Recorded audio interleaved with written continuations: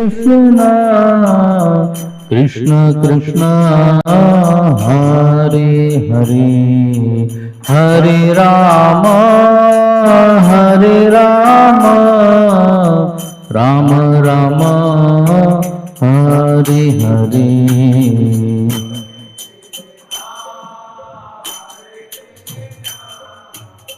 कृष्ण कृष्ण हरे हरे हरे राम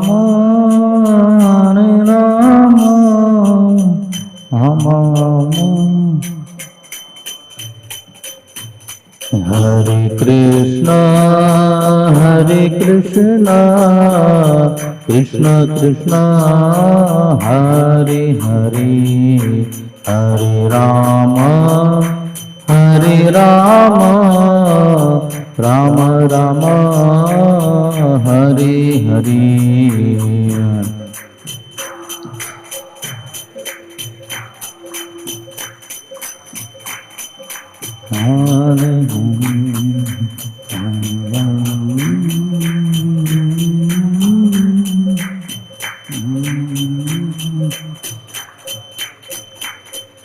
हरे कृष्ण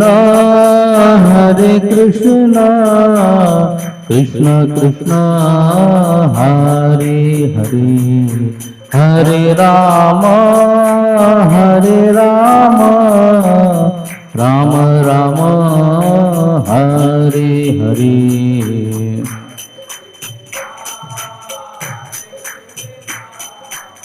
कृष्ण कृष्ण हरे हरे।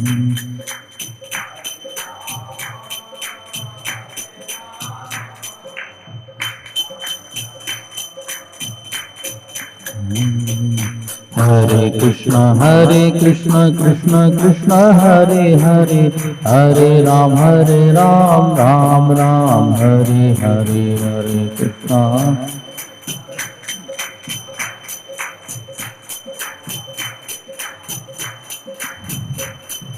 हरे कृष्ण कृष्ण कृष्ण हरे हरे हरे राम राम राम हरे हरे हरे।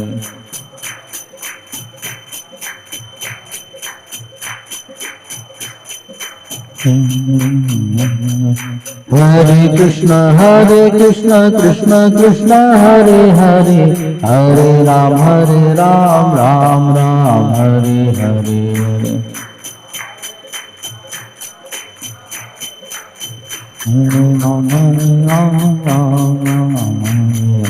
जय राधा माधव कुंज बिहारी गोपीजन वल्लभ गिरिवरधारी।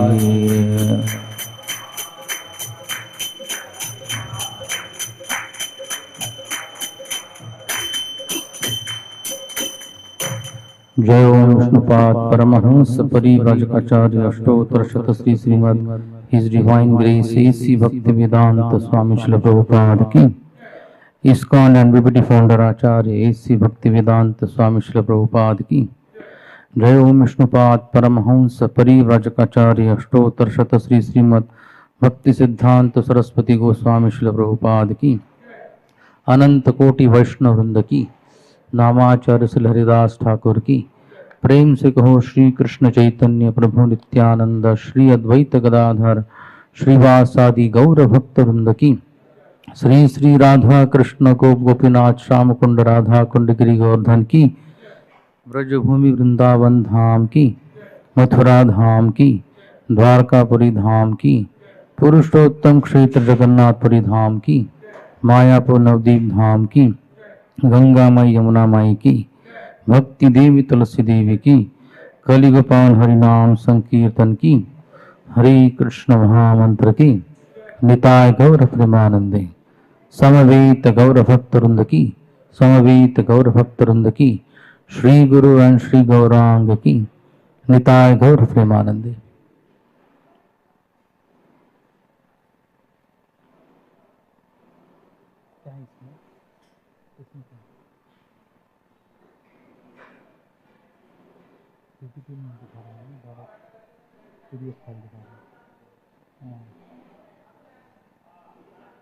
ओम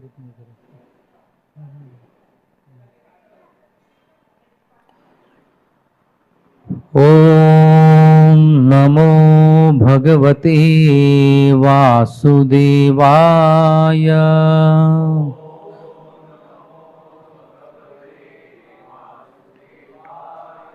ओम नमो भगवते वासुदेवाय।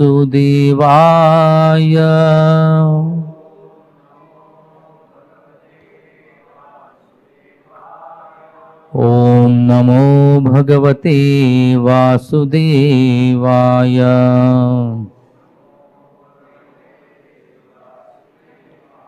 नारायणं नमस्कृत्य नरं चैव नरोत्तमं देवीं सरस्वतीं व्यासं ततो जयमुदीरयेत्। नष्टप्रायेषु भद्रेषु नित्यं भागवत सेवया भगवत्युत्तमश्लोके भक्तिर्भवति नैष्ठिकी। कृष्णाय वासुदेवाय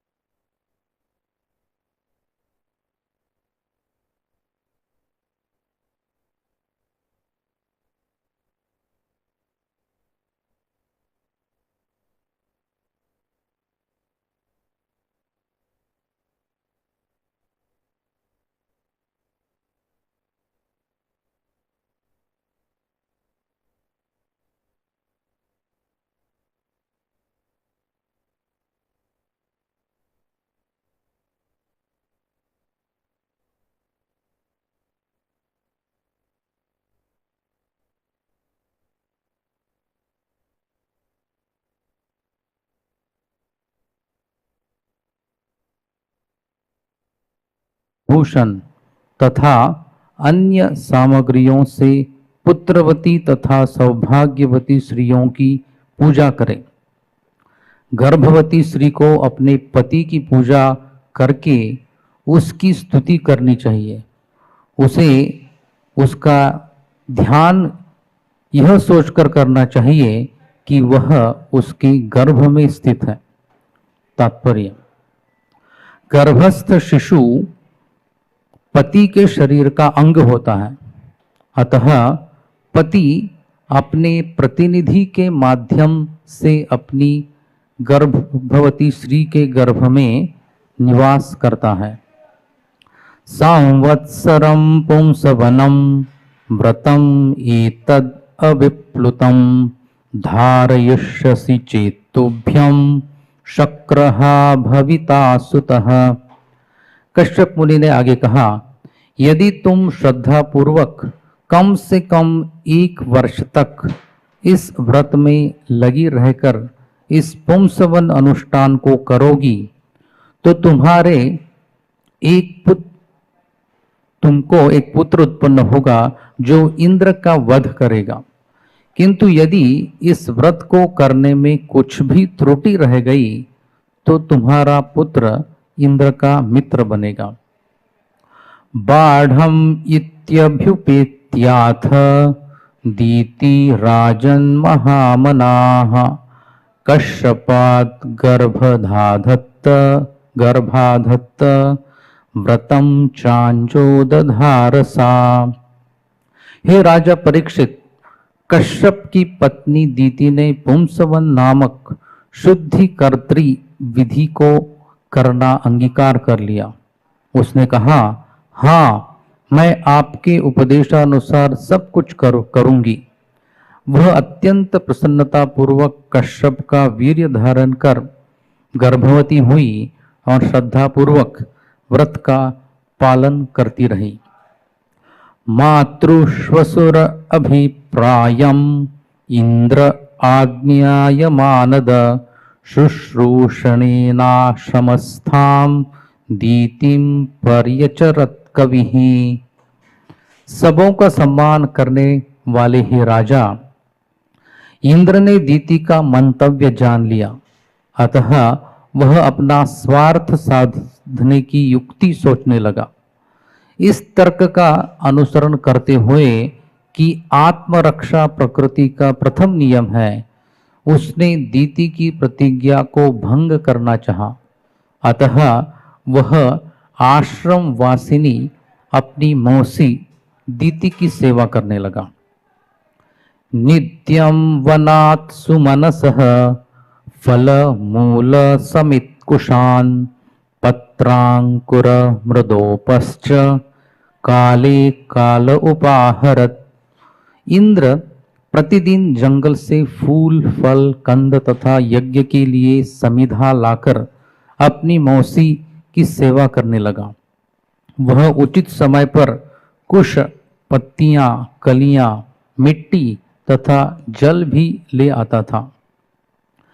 एवं तस्या व्रतस्थाय व्रतच्छिद्रं हरिर्नृप प्रेप्सु पर्यचरजिह्मो मृगहेव मृगाकृतिः। हे राजा परीक्षित, जिस प्रकार बहेलिया यानी शिकारी हिरन को मारने के लिए हिरन की खाल पहनकर छद्म वेश धारण करता है, उसी प्रकार से इंद्र हृदय से दीति पुत्रों का शत्रु किंतु बाहर से मित्र बनकर अत्यंत श्रद्धापूर्वक दीति की सेवा करने लगा। इंद्र का मंतव्य दीति के व्रत के अनुष्ठान में त्रुटि निकालकर उसे धोखा देना था, किंतु साथ ही वह नहीं चाहता था कि कोई उसे पहचान सके, इसलिए वह अत्यंत सतर्कता के साथ उसकी सेवा करने लगा। नाध्यगच्छद व्रतच्छिद्रं तत्परोऽथ महीपति चिंतां तीव्रां गतः शक्रः केन मे स्यात् शिवं त्विह। हे विश्वेश्वर, जब इंद्र को कोई त्रुटि न मिली तो उसने सोचा, अब मेरा कल्याण कैसे हो। इस प्रकार वह गहरी चिंता में डूब गया। एकदा सा तु संध्यायाम् उच्छिष्टा व्रतकर्षिता अस्पृष्टवार्यधौतांघ्रिः सुष्वाप विधि मोहिता। कठोरता से व्रत का पालन करते रहने से अत्यंत क्षीण एवं अशक्त हो जाने से दुर्भाग्यवश दीति ने भोजन के पश्चात मुंह, हाथ तथा पांव धोने में लापरवाही बरती और संध्या में ही सो गई। तो इस श्लोक का गान करेंगे। लब्ध्वा तद अंतरम शक्रो निद्रा अपहृत चेतसः दीतेः प्रविष्ट उदरम योगेशो योगमायया लब्ध्वा तद अंतरम शक्रो निद्रापहृत चेतसः दीतेः प्रविष्ट उदरम योगेशो योगमायया। जरा गाने तक बड़ा करते हैं, बाद में छोटा करते हैं सबको। अच्छा, लब्ध्वा तद अंतरम शक्रो निद्रापहृत चेतसः दीतेः प्रविष्ट उदरम योगेशो योगमायया लब्ध्वा तदन्तरं शक्रो निद्रापहृतचेतसः दीते प्रविष्ट उदरम् योगेशो योगमायया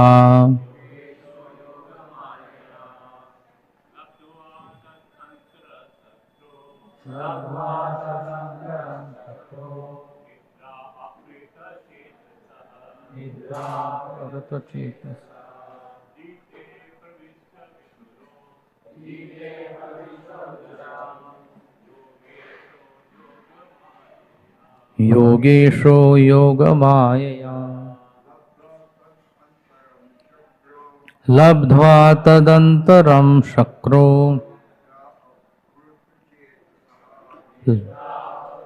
चेतसः धीते प्रविष्ट उदरम् योगेशो योगमायया। माताजियों में से कोई एक? लब्ध्वा तदन्तरं शक्रो निद्रापहृतचेतसः दीतेः प्रविष्ट उदरम् योगेशो योगमायया। शब्दार्थ, अनुवाद तथा तात्पर्य कृष्ण कृपा मूर्ति अभय चरणारविंद भक्ति वेदांत स्वामी श्रील प्रभुपाद के द्वारा। श्रील प्रभुपाद की। लब्ध्वा पाकर, तत् अंतरम तत्पश्चात, शक्रः इंद्र, निद्रा नींद से, अपहृत चेतसः अचेत, दीते है दीति के, प्रविष्ट घुस गया, उदरम गर्भ में, योग ईशः योग के स्वामी, योगेश्वर, योग योग सिद्धियों की, मायया शक्ति से। अनुवाद: इस त्रुटि को पाकर समस्त योग शक्तियों यानी योग सिद्धियां तथा अणिमा महिमा लघिमा इत्यादि का स्वामी इंद्र घोर निद्रा में अचेत दीति के गर्भ में प्रविष्ट हो गया। तात्पर्य: परम सफल योगी को 8 सिद्धियां प्राप्त रहती है। इनमें से एक के द्वारा, जिसे अणिमा सिद्धि कहते हैं, वह परमाणु से भी लघु बन सकता है। उस अवस्था में वह कहीं भी प्रविष्ट हो सकता है। इंद्र इसी शक्ति से गर्भिणी दीति के भीतर प्रविष्ट हो गया। ओम अज्ञानतिमिरान्धस्य ज्ञानाञ्जनशलाकया चक्षुरुन्मीलितं येन तस्मै श्रीगुरवे नमः। श्रीचैतन्यमनोभीष्टं स्थापितं येन भूतले स्वयं रूपः कदा मह्यं ददाति स्वपदान्तिकं। वन्देऽहं श्रीगुरुः श्रीयुतापदकमलं श्रीगुरुन् वैष्णवांश्च श्रीरूपं साग्रजातं सहगण रघुनाथान्वितं तं सजीवं साद्वैतं सावधूतं परिजनसहितं कृष्णचैतन्यदेवं श्रीराधा कृष्णपादान् सहगण ललिता श्रीविशाखान्वितांश्च। हे कृष्ण करुणा सिंधो दीनबंधो जगत्पते गोपेश गोपिका कांत राधा कांत नमोस्तुते। तप्त कांचन गौरांगी राधे वृंदावनेश्वरी वृषभानुसुते देवी प्रणमामि हरिप्रिये। वाञ्छाकल्पतरुभ्यश्च कृपा सिन्धुभ्य एव च पतितानां पावनेभ्यो वैष्णवेभ्यो नमो नमः। श्रीकृष्ण चैतन्य प्रभु नित्यानंद श्री अद्वैत गदाधर श्रीवासादि गौरभक्तवृंद। हरे कृष्ण कृष्ण कृष्ण हरे हरे, हरे राम राम राम हरे हरे। नमो विष्णुपदाय कृष्णप्रेष्ठाय भूतले श्रीमते भक्तिवेदांत स्वामिन्निति नामिने। नमस्ते सारस्वते देवे गौरवाणी प्रचारिणे निर्विशेष शून्यवादी पाश्चात्य देश तारिणे। तो आज के श्रीमद् भागवत कक्षा में आप सभी का स्वागत है। तो ये जो प्रसंग चल रहा है इस अध्याय में श्री श्री राधा कुंज बिहारी भगवान की, श्री श्री गौर निताय की। तो कुछ लोग पीछे जाएंगे हम, तो हमें पता होगा कि शुकदेव गोस्वामी कश्यप मुनि की जो दो पत्नियां हैं, अदिति और दीति, इनके पुत्रों का वंशावली वर्णन कर रहे थे। और अदिति के जो पुत्र हुए उसमें से सभी पुत्रों का वर्णन करने के बाद दीति के पुत्रों का वर्णन उन्होंने किया। और हिरण्यकशिपु और हिरण्याक्ष ये दो उत्पन्न हुए और उनको भगवान के द्वारा मारा गया। और उसके बाद उनको 49 मरुत्स उत्पन्न हुए, लेकिन वो दीति के दैत्य स्वभाव वाले पुत्र होते हुए भी वो देव बन गए। ये बात उन्होंने सुखदेव गोस्वामी ने कही। तो तुरंत परीक्षित महाराज ने प्रश्न किया कि दीति के दैत्य स्वभाव वाले पुत्र देव कैसे बन गए, ये आप बताइए। तो फिर उसके उत्तर में फिर उन्होंने ये प्रसंग चालू किया कि कश्यप मुनि और दीति, चलिए आप कल्पना कर सकते कि हिरण्याक्ष और हिरण्यकशिपु ये बड़े होकर उन्होंने बहुत सारा राज्य किया और फिर मारे गए। और उस समय दीति को इच्छा हुई कि मुझे ऐसा पुत्र चाहिए कि जो ये इंद्र का वध करे, क्योंकि इंद्र के कहने पर ही भगवान विष्णु ने मेरे दो पुत्र हिरण्याक्ष और हिरण्यकशिपु का वध किया है, तो मुझे ऐसा पुत्र चाहिए। लेकिन ऐसा पुत्र प्राप्त होने के लिए मुझे मेरे पति को ही प्रसन्न करना पड़ेगा, वही ऐसा पुत्र मुझे प्रदान कर सकते हैं। तो उन्होंने बहुत ही विनम्रता से एकदम कश्यप मुनि के मन को जैसा अच्छा लगे उसी प्रकार से व्यवहार कर कर कश्यप मुनि का जो मन है वो उन्होंने जीत लिया। और फिर वो प्रसन्न होने के बाद उन्होंने दीति को कहा कि आप मेरे से कुछ वर मांगिए। तो किस लिए उसने ये सब किया था और क्या चाहती है, ये उन्होंने इतना डिटेल में पूछा नहीं, लेकिन केवल इतना ही कहा कि आप वर मांगिए। तो वर मांग जब एक्चुअली बताया दीति ने, तब उनको पता चला कि मैंने एक्चुअली पहले वर क्या मांगना चाहती वो पूछना चाहिए था और बाद में हाँ कहना चाहिए था। पहले ही हाँ कर दिया और बाद में एक्चुअल वर क्या है वो उसने बताया।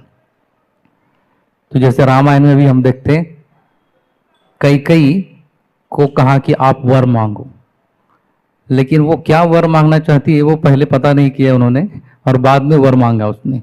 और ऐसा वर मांगा कि जिसके कारण पूरा बड़ा रामायण हुआ और दशरथ महाराज भी कुछ दिनों में ही इस धरती से परलोक चले गए। तो उसी प्रकार की गलती इधर कश्यप मुनि ने भी की। तो कश्यप मुनि ने जब सुना, पहले कहा कि आपका जो भी इच्छा है वो मैं पूरी करूंगा। तो वो इच्छा क्या है, दीति ने ये वर मांगा, वरदो यदि मे ब्रह्मन् पुत्रम इंद्रहणम वृणे अमृत्युम मृतपुत्राहम येन मे घातितौ सुतौ। तो हे ब्राह्मण, हे कश्यप मुनि, अगर आप मुझे वर देना ही चाहते हो तो आप इंद्रहणम पुत्रम अमृत्युम, इंद्र को मारने वाला और अमर होने वाला ऐसा पुत्र आप मुझे प्रदान कीजिए, क्योंकि ये इंद्र ने ये न में द्वौ सुतो घातितो, ये इंद्र के द्वारा मेरे दो पुत्रों का घात हुआ है, इसलिए आप मुझे इंद्र को मारने वाला पुत्र प्रदान कीजिए। तो ये बात जब कश्यप मुनि सुनते हैं तो बहुत खुद को ही कोसने लगते हो। निशम्य तद वचो विप्रो विमनः पर्यतप्यत अहो अधर्मम सुमहान अद्य मे समुपस्थितः।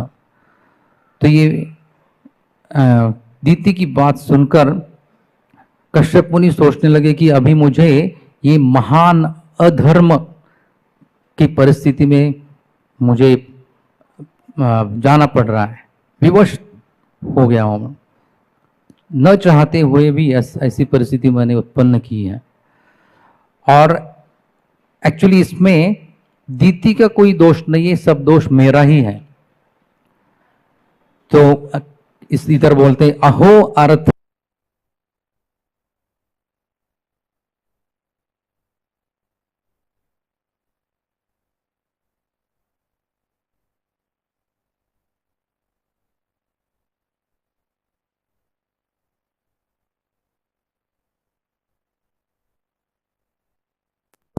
कारण ये स्त्री के अच्छे व्यवहार के प्रभाव में मैं आ गया, और अभी मैं मेरे ही दूसरे पत्नी का पुत्र इंद्र को मारने के लिए अगर वर देता हूं तो मैं अवश्य नरक में जाऊंगा, ध्रुवम नरकी पतिष्य।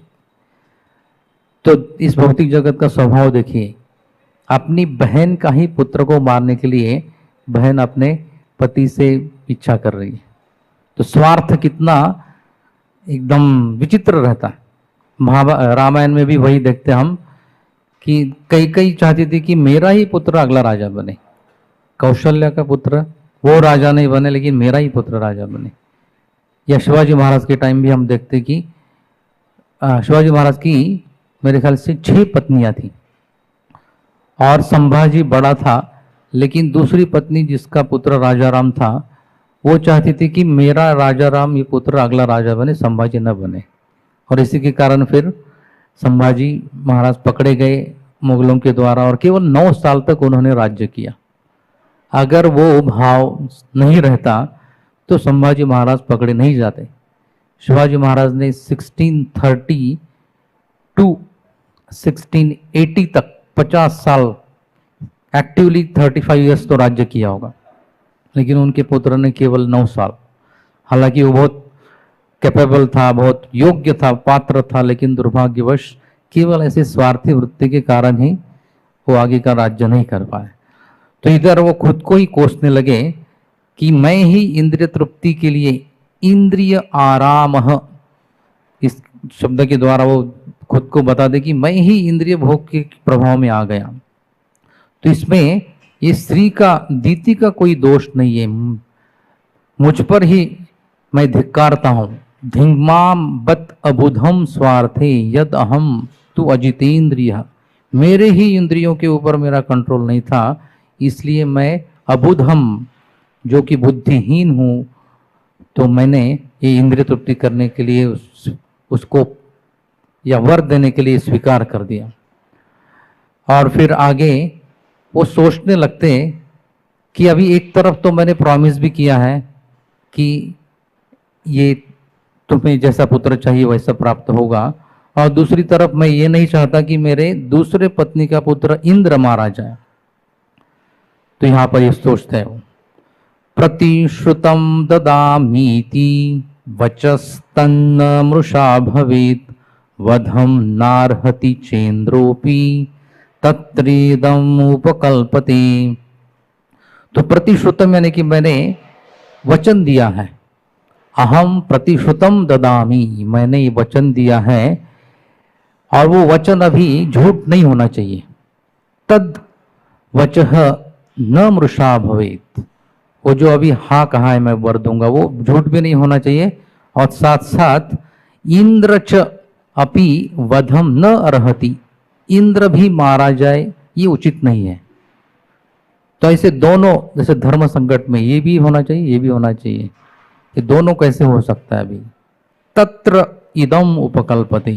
तो ऐसी परिस्थिति में कश्यप मुनि ने सोचा कि एक मैं व्रत ऐसा उसको बताऊंगा और ये व्रत का पालन करते करते उसका ये जो स्वार्थी स्वभाव है वो भी खत्म हो जाएगा, और व्रत करते करते अगर कुछ गलती करेगी तो उसको वांछित जो पुत्र चाहिए था वो वैसा नहीं होगा, जरा उसके विपरीत स्वभाव वाला होगा। इति संचिन्त्य भगवान मारीचः कुरुनंदन उवाच किंचित कुपित आत्मानं च विगर्हयन्। तो इस प्रकार भगवान यहाँ पर कश्यप मुनि के लिए कहा है। भगवान इति संचिन्त्य, ऐसा सोचने लगे वो कि दोनों बातें अभी कैसे एक साथ पूरी हो जाए। मारीचः ये भी शब्द कश्यप मुनि के लिए है, क्योंकि कश्यप मुनि ब्रह्मा जी के जो मानस पुत्र हैं मरीचि उनके पुत्र है, इसलिए उनका नाम कश्यप मुनि का नाम है मारीचः। तो किंचित कुपित, खुद के ऊपर ही बहुत क्रोधित हो गए कि मैंने पहले वर क्या मांगना है वो पूछकर हाँ करना चाहिए था, लेकिन पहले हाँ कर दिया, बाद में वर क्या है पूछा।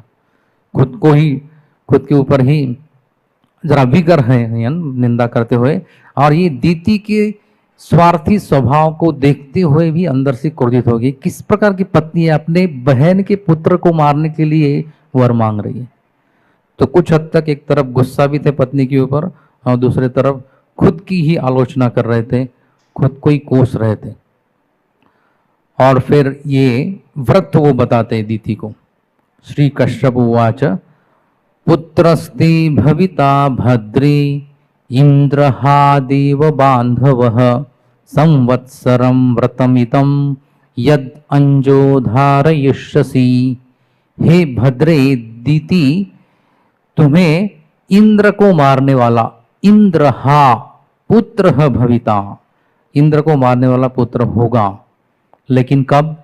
यदि अंजसहा, अंजसहा यानी कि बिना किसी त्रुटि के, एज इट इज, ये व्रत, इदम व्रतम संवत्सरम धारयिष्यसि, ये व्रत 1 साल के लिए कम से कम फॉलो करोगी तो ही तुम्हारी जो इच्छा है वो पूरी होगी।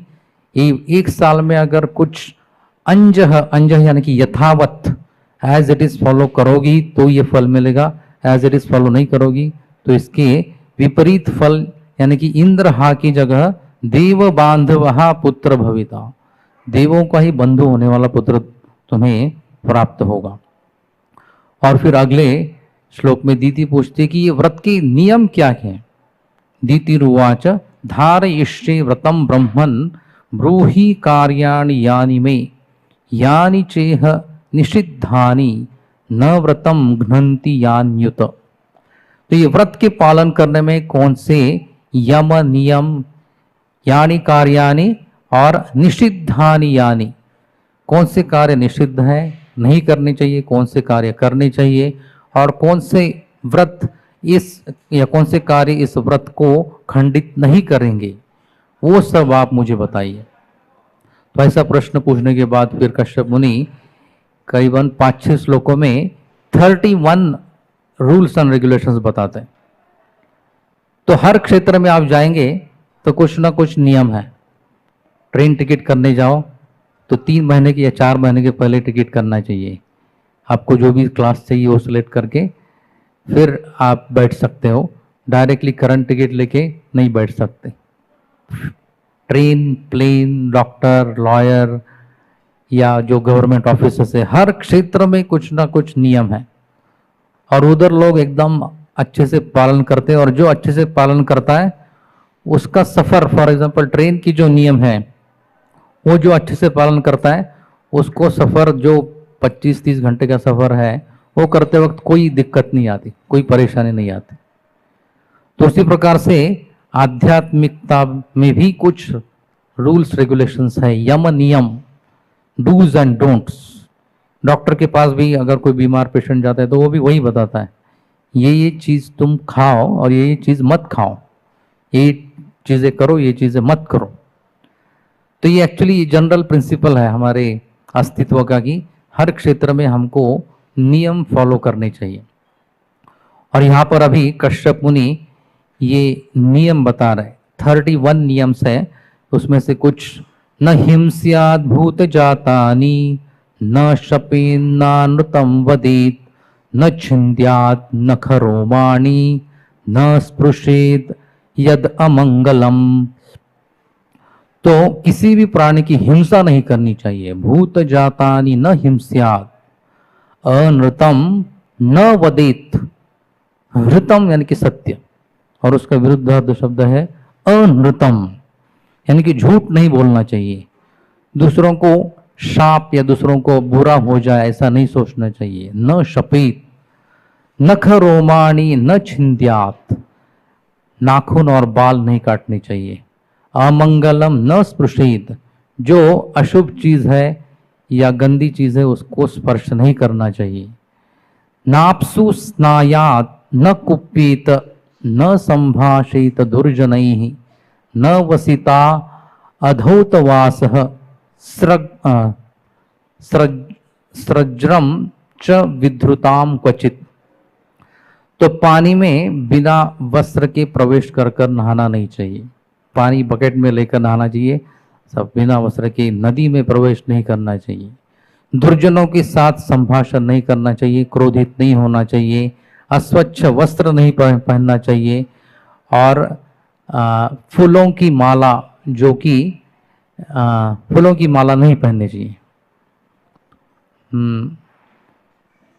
कभी भी बिना धुले वस्त्र न पहने और पहले धारण की हुई माला, ये माला की जो दूसरे का उच्चिष्ट हो ऐसी माला नहीं पहननी चाहिए।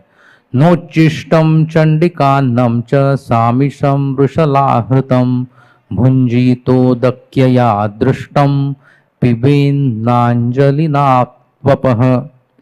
तो दूसरे का उच्चिष्ट नहीं खाना चाहिए, चंडिका का जो उच्चिष्ट या प्रसाद है वो नहीं ग्रहण करना चाहिए। क्षुद्र के द्वारा जो अन्न लाया गया है वो नहीं खाना चाहिए। जो रजस्वला स्त्री ने देखा हुआ अन्न नहीं खाना चाहिए, और हाथों से ऐसा पानी नहीं पीना चाहिए। पात्र से पीना चाहिए, हाथ से पानी नहीं पीना चाहिए। नो चिष्ठा स्पृश सलिला, संध्याया मुक्त मूर्धजा, अनर्चिता असंयवता असंयतवाक, न असंविता बहिश्चरित। तो आचमन किए बिना, न उच्चिष्ट अस्पृष्ट सलिला, तो खाना खाने के बाद आचमन करना चाहिए, मुंह धोना चाहिए। शाम को बाल खुले छोड़कर नहीं जाना चाहिए। मुक्त मूर्धजा, और अनअर्चित पूजा किए बिना, अनअर्चित असंयत वाक, स्वयं के शब्दों के ऊपर कंट्रोल होना चाहिए, क्या मैं बोल रहा हूं। और असंविता, बिना वस्त्र पहने या बॉडी को कवर किए घर के बाहर नहीं जाना चाहिए। यश। और यहाँ आगे आज का जो श्लोक हमने पहला लिया था, ना धोत पादा अप्रयता, हमने 53 से लिया था, 51 है। नार्द्र पादा उदक्षिराः, शयीत नापरांग अन्यैर, न नग्ना न च संध्ययोः। तो सोने के पहले पैरों को धोना चाहिए। न अधौत पादा, धौत यानी कि धोना, और अधौत यानी कि बिना धोए, धोकर ही, पैर धोकर ही सोना चाहिए। और धोने से पहले वो पैर गीले नहीं होने चाहिए। न आर्द्र पादा, आर्द्र यानी कि गीला। और सोते वक्त भी शयित, न उदक्षिराः न अपरांग। तो यहाँ पर सोते वक्त सिर हमारा उत्तर दिशा की तरफ या पश्चिम दिशा की तरफ भी नहीं होना चाहिए। और अन्यों के साथ नहीं सोना चाहिए, बिना वस्त्र के नहीं सोना चाहिए। और संध्या के समय सुबह और शाम को संध्योहो न शयित। और ये धौतवासा शुचिर नित्यम सर्वमंगल संयुता पूजयेत प्रातराशात प्राग गो विप्रान श्रियम अच्युतम। तो स्वच्छ कपड़े पहनने चाहिए और सुबह का भोजन करने के पूर्व प्रातर आशात प्राक, आशात यानी कि स्नात या भोजन करने के प्रातः सुबह का भोजन करने के पहले पूजये, पूजा करनी चाहिए। किसकी? गो विप्रान श्रियम अच्युतम, ये चारों की पूजा करनी चाहिए। तो यहाँ पर भगवान अच्युत की, कृष्ण की, लक्ष्मी जी की, ब्राह्मणों की और गाय की पूजा करने के बाद ही सुबह का भोजन करना चाहिए। तो इतने सब नियम का काउंट करेंगे तो 31 है। और फिर ये आखिरी नियम इस आज का जो पहले श्लोक हमने लिया था, तो ऐसी स्त्रियों की पूजा करनी चाहिए कि जो पुत्रवती है, सौभाग्यवती है। तो चंदन, माला इत्यादि के द्वारा इन स्त्रियों की पूजा करनी चाहिए, क्योंकि तुम अभी पुत्रवती नहीं हो, या होते हुए भी तुम्हारे पुत्र अभी मारे गए हैं। और पति की भी पूजा करनी चाहिए, उनकी स्तुति करनी चाहिए। और पति ही मेरे गर्भ में अभी स्थित है, ऐसा भाव मन में रखना चाहिए। तो यहाँ पर इतना 1 साल के व्रत में कुछ ना कुछ गलती उसकी हो ही जाएगी। कश्यप मुनि इतना दूरदृष्टि थी उनकी, और ऐसी गलती के कारण मेरी जो इच्छा है कि इंद्र न मारा जाए, ये भी पूरी हो जाएगी और ये भी शुद्ध हो जाएगी। आगे हम देखेंगे कि ये व्रत का पालन करने के बाद इंद्र बहुत विचलित हो जाते हैं, अभी हमने पढ़ा। और इंद्र बहुत सतर्कता के साथ दीति की सेवा करने लगते हैं। और उनकी तुलना किससे की गई है?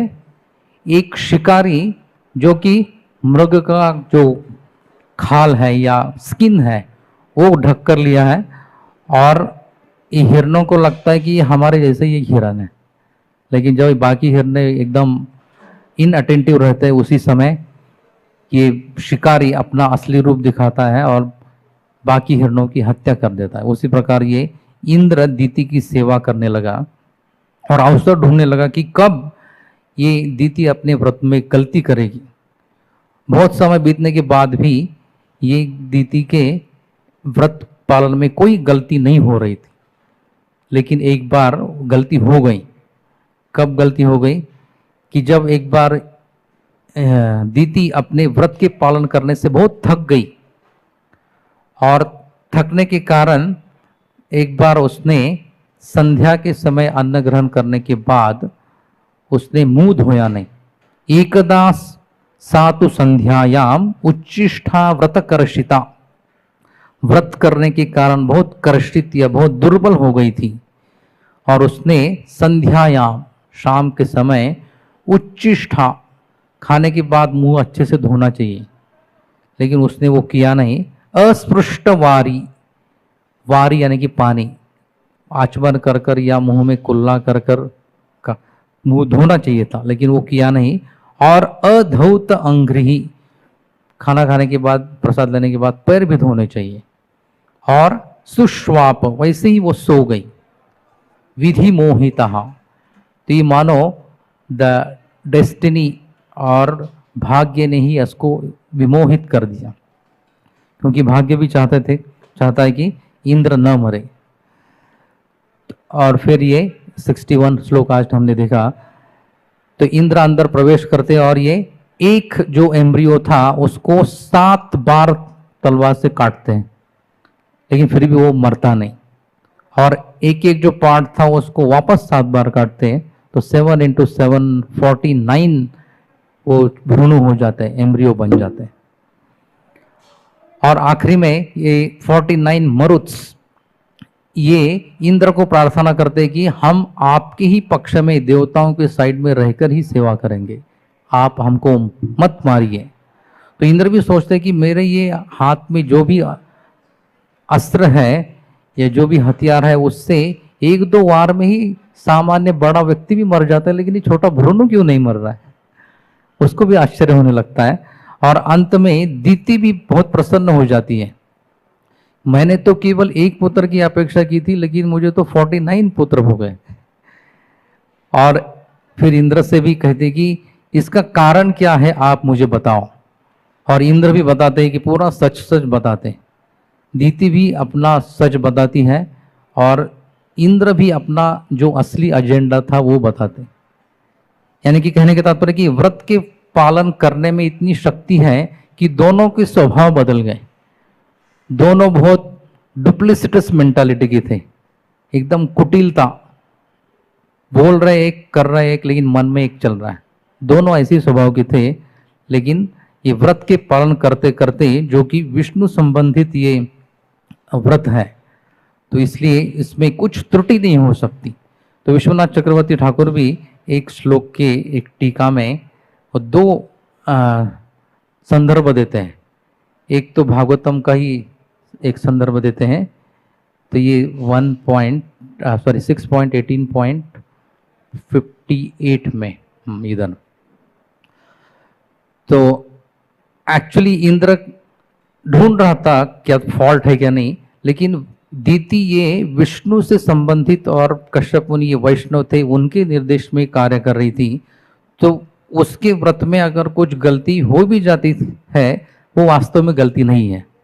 तो उसके लिए एक श्लोक बताते हैं विश्वनाथ चक्रवर्ती ठाकुर, यस्य स्मृत्या च नामोक्त्या तपो यज्ञ क्रियादिषु नूनम संपूर्णताम येति सद्यो वंदे तम अच्युतम।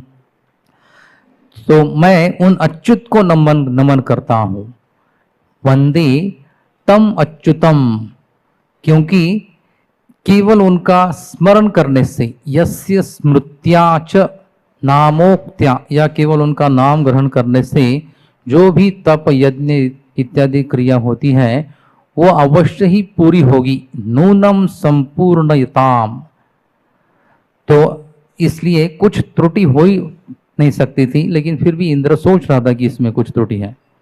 या एक भागवतम का दूसरा श्लोक, मंत्रतस्तंत्रतश्छिद्रम देश कालार्ह वस्तुतः सर्वं करोति निश्छिद्रम अनुसंकीर्तनम तव। जिस भी प्रसंग में संकीर्तन होता है, शुरुआत में, मध्य में या अंत में, जब भी मंत्र बोले जाते हैं, कुछ तंत्र किए जाते हैं, उसमें कुछ छिद्र, कुछ फॉल्ट होने की संभावना ही नहीं है। देश कालार्ह वस्तुतः, वो देश सही है क्या, टाइम सही है क्या, वस्तुएं इकट्ठा की हुई उसमें कुछ गलतियां त्रुटियां तो नहीं है ना। तो अगर होती भी है तो सब त्रुटियों को वो एकदम दोष रहित कर देता है। ऐसा ये भगवान विष्णु का संकीर्तन है, अनुसंकीर्तनम तव। तो कहने के तात्पर्य कि यहाँ पर इंस्ट्रक्शन फॉलो करने का महत्व कितना है। बाकी क्षेत्रों में भी इंस्ट्रक्शन फॉलो करता है पेशेंट तो जल्दी ठीक हो जाता है, जो पेशेंट इंस्ट्रक्शन फॉलो नहीं करते वो ठीक नहीं होते। तो आध्यात्मिक जगत में भी, क्षेत्र में भी जितने हद तक हम अच्छे जो इंस्ट्रक्शंस हैं, तो गुरु एक्चुअली हमको 3 चीजें देते हैं, इंस्पिरेशन, इंस्ट्रक्शन और इंसाइट। कुछ प्रेरणा देते हैं, कुछ आदेश देते हैं, और जो चीज़ें डायरेक्टली शास्त्रों से समझ में नहीं आएगी तो उसका विश्लेषण ऐसा देते कि हमको वो बात अच्छे से समझती है। तो यहाँ पर कश्यप मुनि ने जो आदेश दिए उसका पालन करने के कारण दीति का स्वभाव ही बदल गया। मराठी में एक कहावत है कि स्वभावाला औषध नसतं, पण स्वभावाला औषध असतं। कब? जब हम ये इंस्ट्रक्शन जो है, आदेश जो है, जो 4 नियम है या जो भी हम आध्यात्मिक रूल्स खुद को लागू करते हैं, उसको अच्छे ढंग से पालन करना। लोग मेरी वाह वाह करें, मैं बहुत धार्मिक हूँ, मैं बहुत अच्छा भक्त हूँ, ऐसा कहने के लिए नहीं, मेरा आंतरिक शुद्धिकरण हो, इस उद्देश्य से अगर हम करेंगे तो ये दीति के स्वभाव में जैसा परिवर्तन आ गया। अगले के एक 68 या 69 श्लोक में वर्णन है कि दीति भी बहुत प्रसन्न हो गई। दीति ने भी अपना ये ऐसा प्रतिशोध वाला जो भाव है वो त्याग दिया। तो 69 या 68 में है। यहाँ पर क्या उसके पहले शायद, हाँ, दीतिर उत्थाय ददृशे कुमारान अनल प्रभान इंद्रेण सहितान देवी पर्यतुष्यद अनिंदिता। तो दीति जब अपने लेबर पेन से उठ गई, प्रसूति वेदना से उठ गई और उसने देखा ददृशे कुमारान, ऐसे कुमारों या बच्चों को देखा जो अनल प्रभान, अनल यानी कि अग्नि जैसे एकदम तेजस्वी होने वाले 49 पुत्रों को उन्होंने देखा। तो देवी इंद्रेण सहिता परितुष्टन, इंद्र के साथ उन्होंने अपने 49 बच्चों को यानी टोटल 50 लोगों को उसने देखा, और वो अनिंदिता यानी कि शुद्ध हुई ऐसी दीति पर्यतुष्टता, बहुत प्रसन्न हो गई। वो गुस्सा नहीं हुई कि ये एकदम उल्टे स्वभाव वाला ही पुत्र मुझे मिला। तो कहने का तात्पर्य कि हम भी अगर हमारा स्वभाव बदलना चाहते हैं तो जो इंस्ट्रक्शंस है वो अच्छे फॉलो करेंगे तो ही हमारा स्वभाव बदलने की कुछ संभावना है, नहीं तो हम होल हार्टेडली फॉलो नहीं कर रहे, हाफ हार्टेडली या एकदम गंभीरता से नहीं कर रहे, तो फिर हमारा ये सूक्ष्म जो जटिल स्वभाव है 3 गुणों से प्रभावित, ये बदलेगा नहीं। तो जितने हद तक हम खुद के बैड स्वभाव के बारे में ज़्यादा सोचेंगे उतने हद तक हम ये आदेशों को फॉलो करना बहुत आसान हो जाएगा। तो यही आज के इस जो श्लोक है 8-10 उससे हम ये सीख सकते हैं। तो इधर ही हम रुकते हैं। ग्रंथराज श्रीमद् भागवतम की, श्रील प्रभुपाद की जय।